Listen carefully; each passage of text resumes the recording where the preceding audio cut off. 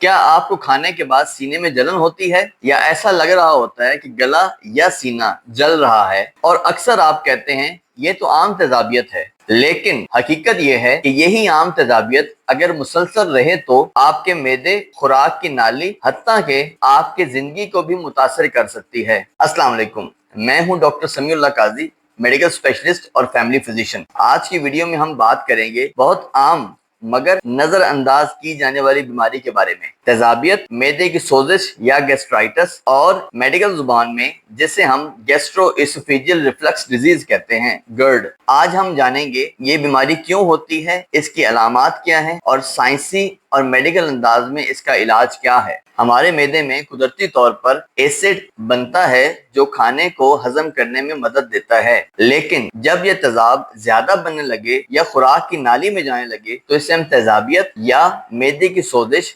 گیسٹرائٹس کہتے ہیں۔ اس کی عام علامات میں سینے میں جلن، کھٹی ڈکاریں، منہ میں کھٹا پانی آنا، کھانا کھانے کے بعد بے چینی ہونا، پیٹ میں درد یا بھاری پن محسوس ہونا، بعض اوقات گلا خراب یا کھانسی آنا شامل ہیں۔ اگر آپ کو کھانا نگلنے میں مشکل ہو، وزن میں کمی محسوس ہونے لگے، الٹی میں خون آئے، کالا پخانہ آئے یا پیٹ میں مسلسل شدید درد ہو تو فوراً ڈاکٹر سے رجوع کریں۔ اس کی بڑی وجوہات میں مسالے دار یا چکنائی والی غذا، چائے اور کافی کا زیادہ استعمال، سگریٹ، ذہنی تناؤ، کھانا کھانا اور فوراً لیٹ جانا، پین کلر یعنی NSAIDs کا بہت زیادہ استعمال کرنا شامل ہیں۔ اب چلتے ہیں اس کے علاج کی طرف۔ علاج دو حصوں پر مشتمل ہوتا ہے۔ Number 1 life style modification, number 2 medicine under doctor supervision. مسالے دار اور چکنائی والے چیزوں کا استعمال کم کریں، وزن زیادہ ہو اپنا وزن کم کریں، رات کا کھانا جلدی کھائیں اور کھانے کے بعد کم از کم آدھا گھنٹہ واک کریں، اور سب سے اہم بات، بھوک رکھ کر کھانا کھائیں جو کہ